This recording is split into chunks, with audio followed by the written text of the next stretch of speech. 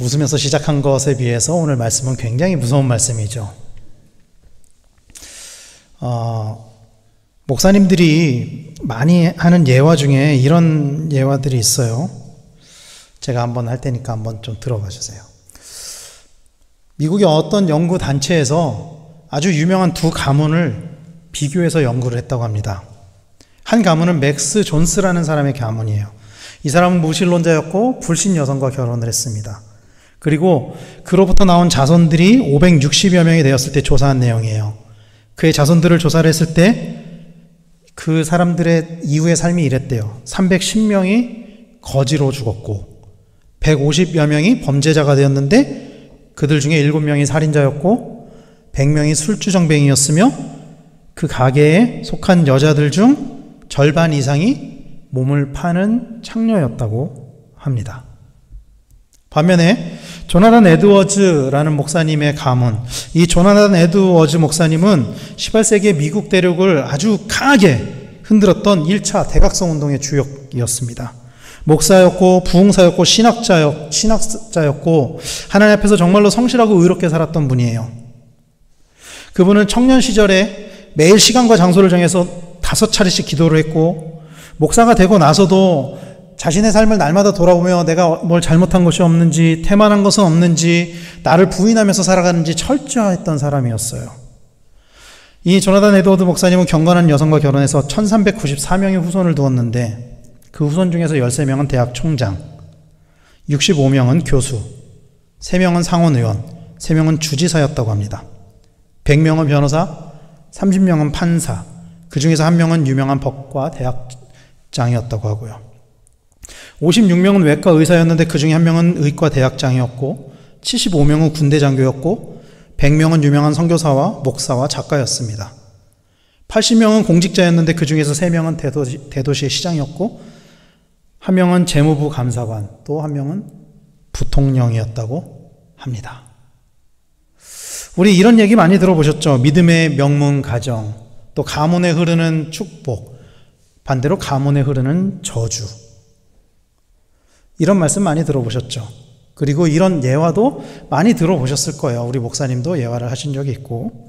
그런데 여러분 이런 생각 안 해보셨나요? 저는 그런 생각 많이 하는데 부모 혹은 조상의 신앙으로 인해서 후대의 삶이 결정되는 것이 과연 이게 옳은 것인가? 성경적인 것인가? 이런 의문인 거죠. 마치 칼빈의 예정론처럼 예정론에 의하면 구원받을 사람들이 정해져 있다는 거 아니에요? 결과적으로는. 이 칼빈의 예정론과 같이 조상의 신앙이 좋았다면 자손들이 복을 받고 조상의 신앙이 좋지 않았다면 자손들이 저주를 받는 것이 과연 옳은 것이냐 하는 것이죠. 그것이. 우리가 종종 하는 이야기 중에 아까도 말씀드렸지만 가문에 흐르는 축복, 가문에 흐르는 저주라는 말이 있어요. 사실 이 말 자체가 아주 틀린 말은 아닌 것 같아요. 그러니까 아까 예화에서도 그렇지만 그런 일이 실제로 일어나거든요. 그래서 아주 틀린 말 같지는 않고 그러면 왜 그런 일이 일어날까라고 했을 때 제가 이 말씀을 준비하면서 고민해 봤을 때 그런 일들이 많이 일어나는 이유 중에 하나는 자녀들이 부모를 보고 자라기 때문이구나. 부모의 모습을 보고 자라고 또 부모의 삶을 반복하는 경향이 있구나.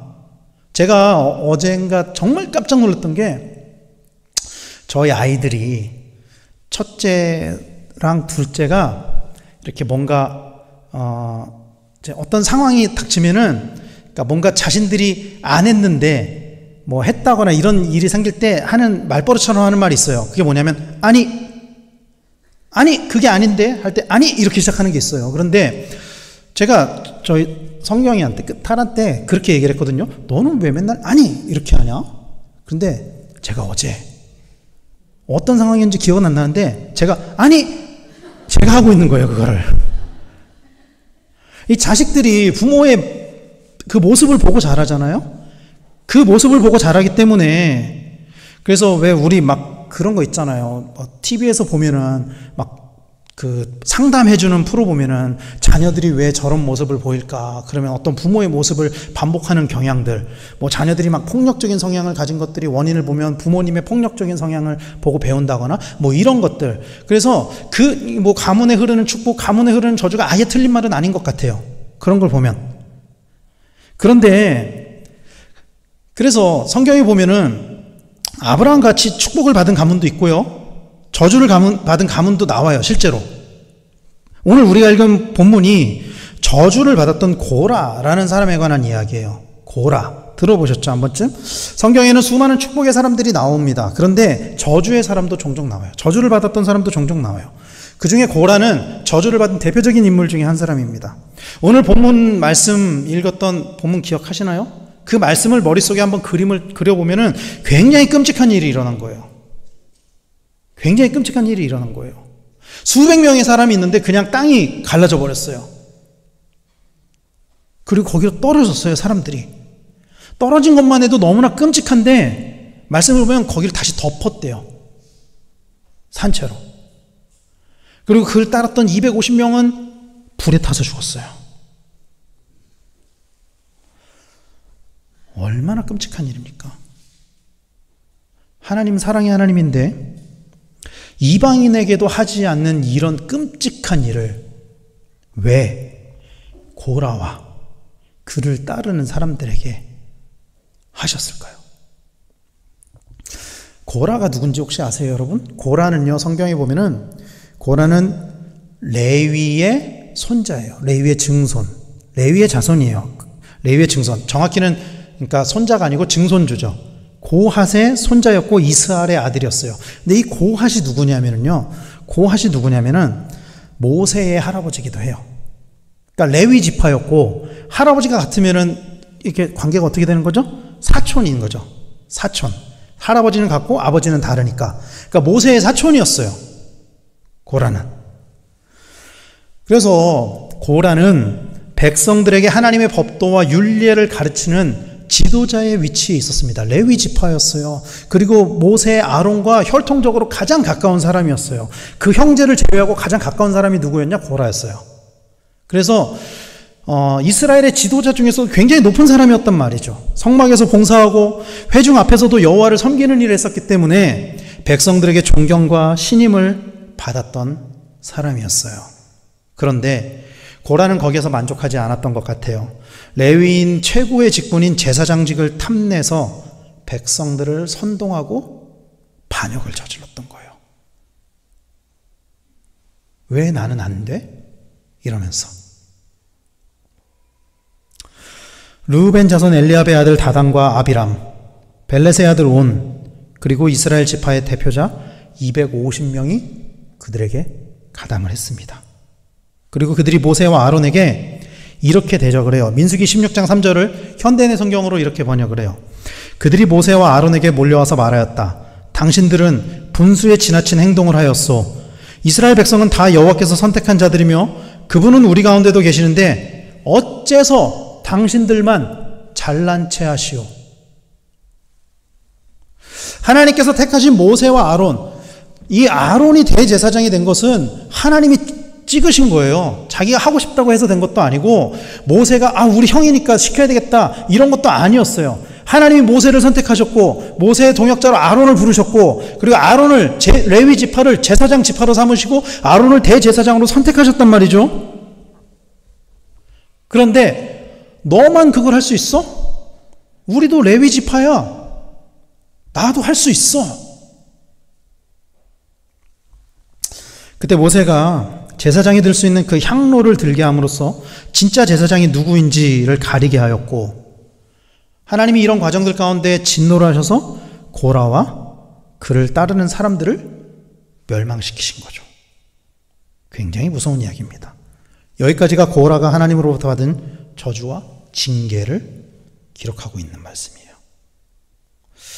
고라라는 이름은 그래서 이스라엘 민족에게 있어서 이스라엘 사람들이 입에도 올리지 않는 이름들이 몇 이름이 있거든요.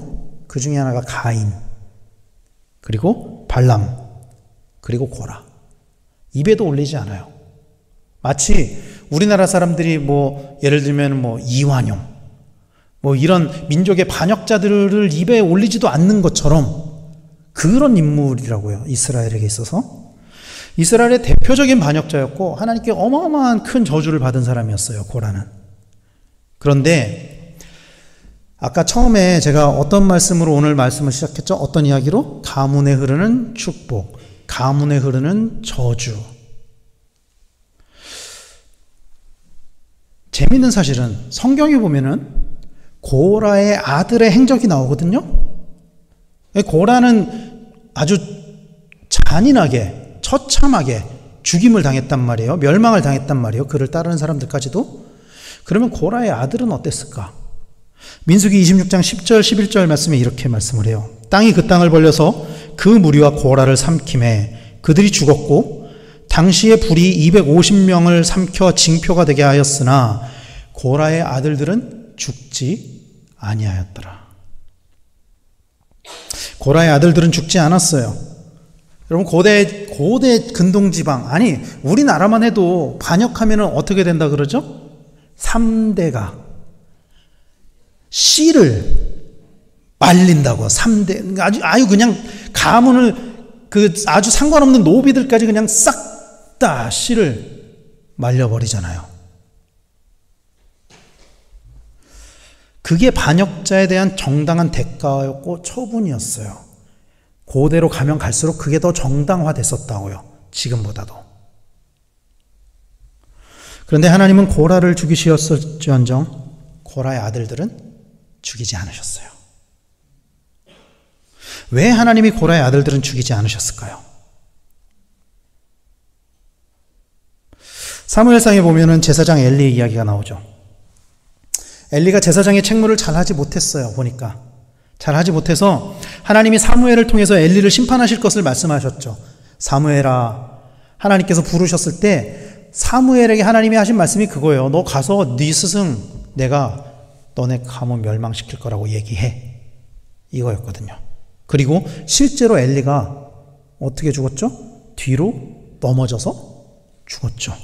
그때 엘리만 죽은 것이 아니라 그 아들 홈니와 비느하스도 같이 죽었어요. 기억하십니까? 사무엘상 4장 17절 18절 말씀에 그 이야기가 나와요. 소식을 전하는 자가 대답하여 이르되 이스라엘이 블레셋 사람들 앞에서 도망하였고 백성 중에는 큰 사륙이 있었고 당신의 두 아들 홈니와 비느하스도 죽임을 당하였고 하나님의 괴는 빼앗겼나이다. 하나님의 괴를 말할 때 엘리가 자기 의자에서 뒤로 넘어져 문 곁에서 목이 부러져 죽었으니 나이가 많고 비대한 까닭이라. 그가 이스라엘의 사사가 된 지 40년이었더라. 그러니까 엘리와 비느하스가 전쟁에서 죽임을 당했고 그 소식을 듣고 하나님의 괴를 뺏겼다는 얘기를 들었을 때 엘리가 충격을 받아서 뒤로 넘어져서 죽은 거예요. 같이 죽었어요. 하나님께서 같이 죽이셨다고요. 엘리와 그 아들 홈니와 비느하스까지. 그러면은 왜 하나님께서 고라의 아들들은 죽이지 않고 엘리의 아들들은 죽였느냐 하는 거죠. 어떤 가문에는 저주가 흐르고 어떤 가문에는 저주가 흐르지 않느냐 이거죠. 고라의 가문을 보면은요, 고라가 반역을 했을 때 아마도 고라의 아들들은 그 반역에 동참하지 않았던 것 같아요. 하나님이 죽이지 않았던 것을 보면.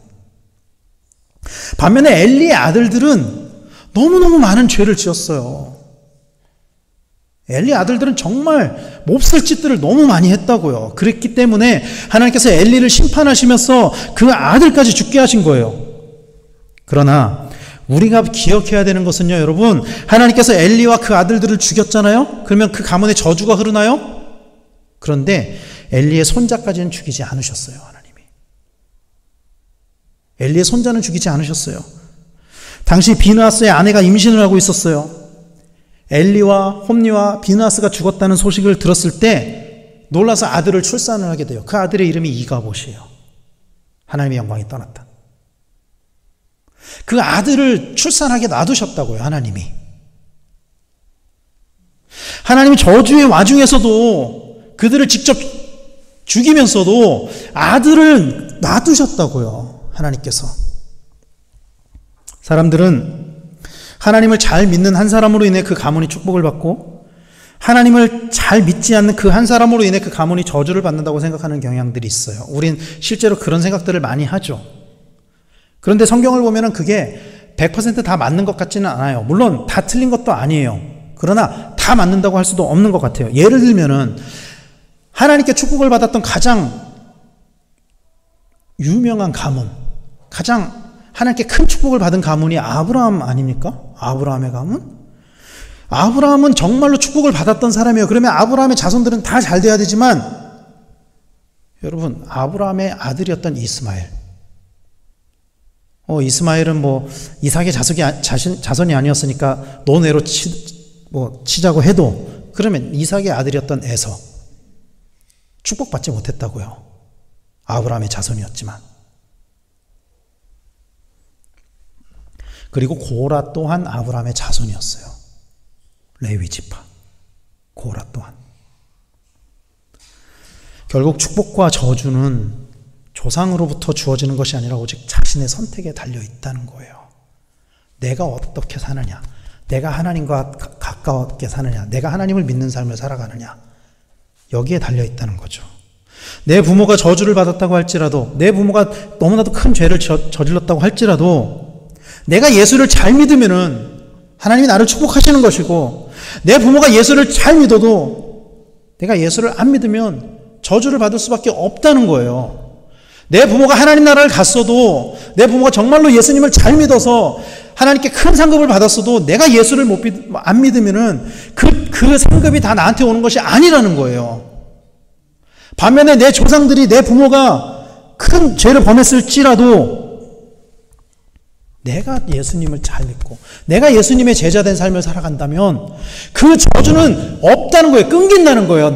내 대해서 끊긴다는 거예요. 오직 나의 신앙만이 하나님으로부터 축복을 받을 수 있는 방법이라는 것을 믿으시길 축원합니다.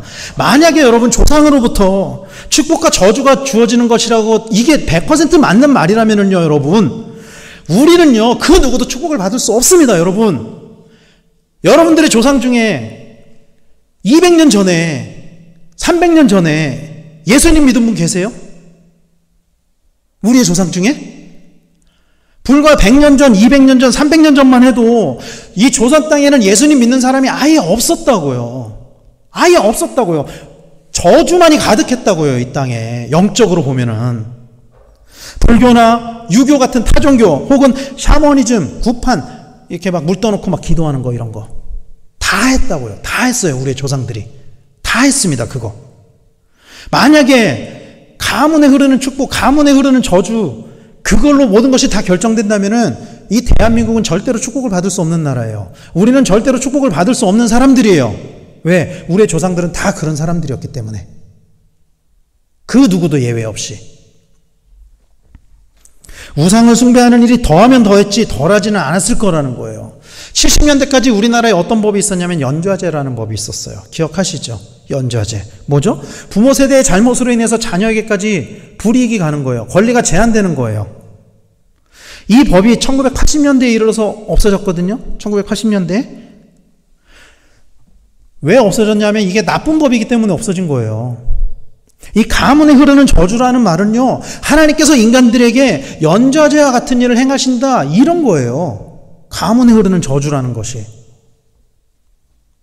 그래서 가문에 흐르는 저주는 없습니다. 맞는 말이 아니에요. 다 맞는다고 할 수 없어요. 왜냐하면 누구든 그것을 끊어낼 수 있기 때문이에요. 누구든. 그렇다면 왜 사람들은 그럼에도 불구하고 하나님이 대를 이어서 저주를 한다고 생각하실까요? 왜 그렇게 생각할까요? 출애굽기에 보면은 하나님이 이스라엘 백성들에게 십계명을 주시는 장면이 나와요. 그런데 하나님과 인간의 관계에 대한 계명을 주시면서 하나님이 이스라엘 백성에게 이렇게 약속하시거든요. 출애굽기 20장 6절 말씀에 이렇게 말씀을 해요. 나를 사랑하고 내 계명을 지키는 자에게는 천대까지 은혜를 베푸느니라. 아멘. 할렐루야. 우리 축복하는 말씀은 아멘 하세요, 여러분. 그 정도는 해야죠. 축복하는 말씀에는 아멘을 해야지. 그건 받아야죠. 하나님께서 자신을 사랑하고 계명을 지키는 자에게 천대까지 축복을 주시겠다 약속하셨어요. 가문에 흐르는 축복 있습니다, 여러분. 성경에 있다고요. 가문에 흐르는 축복. 그런데 사람들이 이 말씀을 오해해서 그러면 하나님의 말씀을 안 지켜? 그러면 천대까지 저주가 가겠구나. 아니라고요. 하나님 그런 하나님이 아니라고요.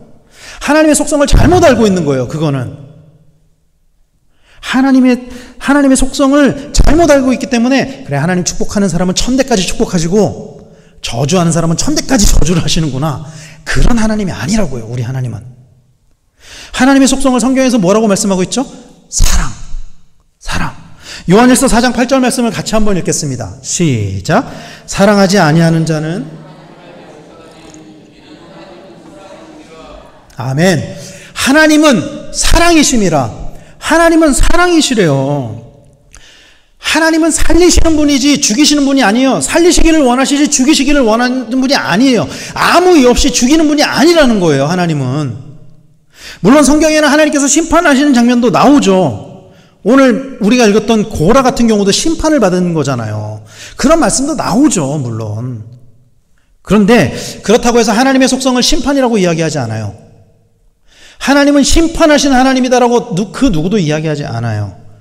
왜냐하면 분명히 성경에서 하나님은 사랑이심이라 이렇게 말씀하고 있기 때문이에요. 그리고 그 사랑은 대상이 정해져 있는 사랑이 아니에요. 하나님은 이방인이라도 하나님을 믿으면 구원하셨어요.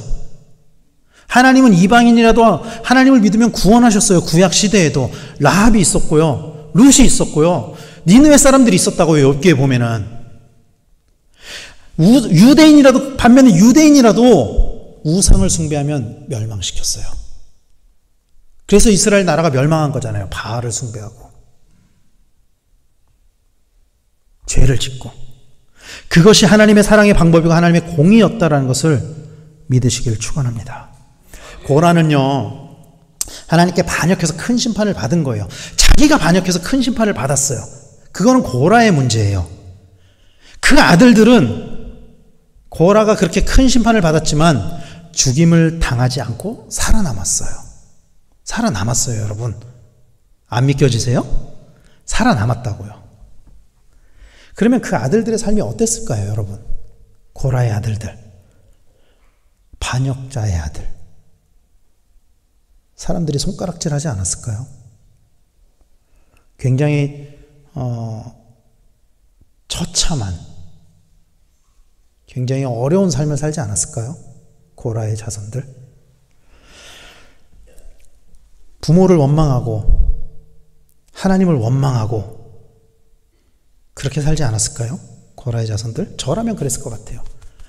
내 아버지가 반역을 해서 내 가문이 싹 다 죽임을 당하고 졸지에 고아가 되고 가진 것도 아무것도 없고, 그럴 때 반역을 행한 부모를 원망하고 그를 심판한 하나님을 원망할 것 같아요. 그런데 고라의 자손들은, 성경에 나와 있는 고라의 자손의 흔적을 보면은요, 하나님을 원망하면서 살았던 것 같지는 않아요. 물론 고라의 아들들이 어떻게 살았다는 구체적인 말씀이 기록되어 있지는 않아요. 그러나 이 고라의 자손들에 대한 말씀이 역대상에 보면 나와 있거든요. 역대상 9장 19절 말씀에 이렇게 말씀하고 있어요. 고라의 증손 에비아삽의 손자 고레의 아들 살룸과 그의 종족 형제 곧 고라의 자손이 수종 드는 일을 맡아 성막 문들을 지켰으니 그들의 조상들도 여호와의 진영을 맡고 출입문을 지켰으며, 그들은 여전히 성막 문을 지키는, 성막의 문지기로서 성전을 섬기는 레위인으로서의 직무를 다하고 있었다는 거예요. 하나님을 원망할 수 있었어요, 그들. 그러나 그럼에도 불구하고 원망이 아니라 성막 문을 지키는 사명을 했다고요. 여러분 같으면 어떤 태도로 성막 문을 지키셨을 것 같아요? 에이, 내가 할 수 있는 게 이거밖에 없어, 어쩔 수 없지, 이거라도 해야 입에 풀칠이라도 하지, 이랬을까요?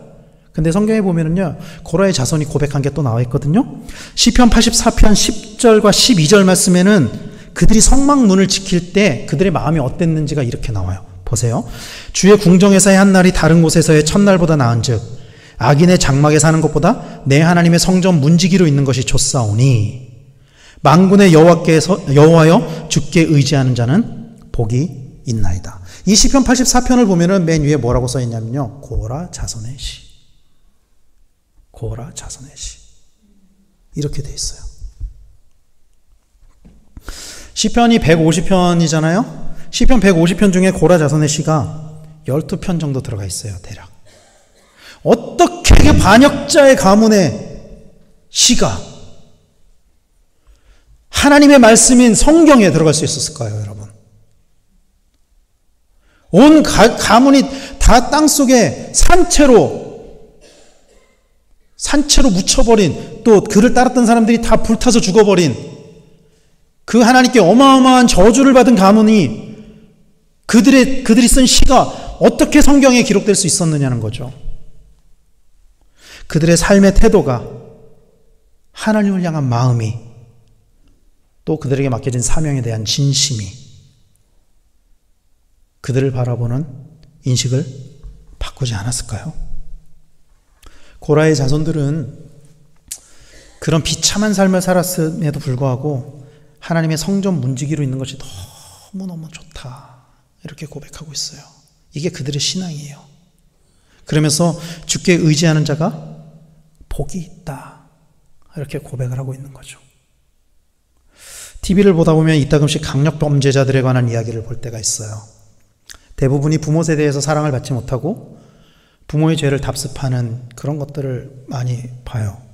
그래서 우스갯소리로 우리 그런 얘기들도 하잖아요. 뭐 아비가 뭐를 하면은 아들도 뭐를 한다, 뭐 그런 얘기들 많이 하잖아요. 부모 세대의 죄를 답습해서 자식들도 짓고.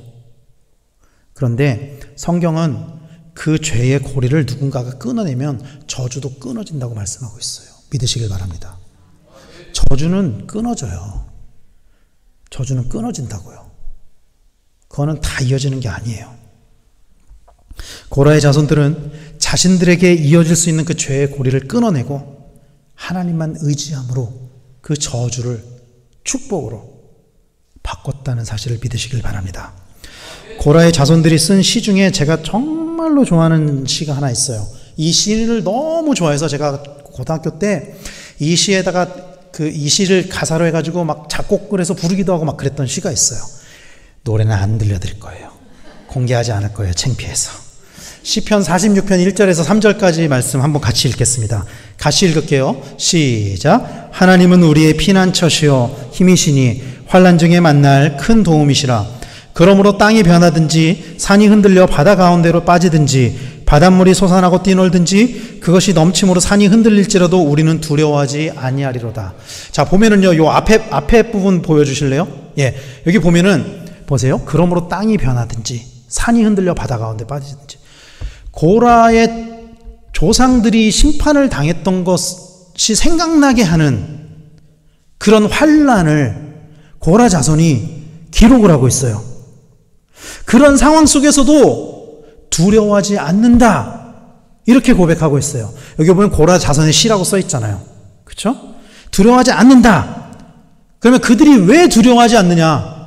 그들이 두려워하지 않는 이유가 10절에서 11절 말씀에 이렇게 기록되어 있는 거예요. 같이 읽겠습니다. 10절에서 11절 시작. 이르시기를 너희는 가만히 있어 내가 하나님 됨을 알지어다. 내가 문나라 중에서 높임을 받으리라. 내가 세계 중에서 높임을 받으리라 하시도다. 만군의 여호와께서 우리와 함께 하시니 야곱의 하나님은 우리의 피난처시로다. 아멘. 할렐루야. 고라 자손들이 이런 고백을 했다고요. 정말 놀라운 고백 아닙니까, 여러분? 내 조상들이 어떻게 멸망을 당했는지 다 알아요. 다 아는데 그런 상황이 다시 일어난다고 해도 나는 두려워하지 않겠습니다. 왜? 만군의 여호와 하나님께서 나의 하나님이 되시기 때문에, 하나님이 나와 함께 하시기 때문에 나는 이제 더 이상 저주가 두렵지 않습니다. 나에겐 저주가 없습니다. 나에겐 축복만이 있습니다. 비록 반역자의 자손이었지만, 저주받은 자의 자손이었지만 그들이 오직 하나님만 갈망하고 의지했을 때 하나님은 그들에게 하나님이 되셨고 그들을 지키셨고 그들을 축복하셨다는 사실을 믿으시길 축원합니다.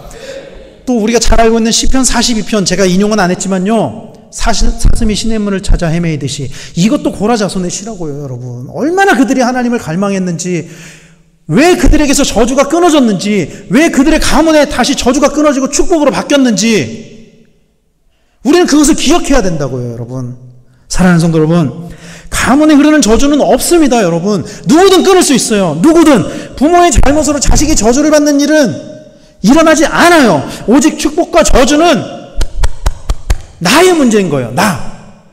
내가 하나님과 얼마나 교제하고, 내가 하나님을 얼마나 잘 믿고, 내가 얼마나 하나님의 자녀로서의 삶을 살아가는지, 여기에서 결정이 된다는 거예요.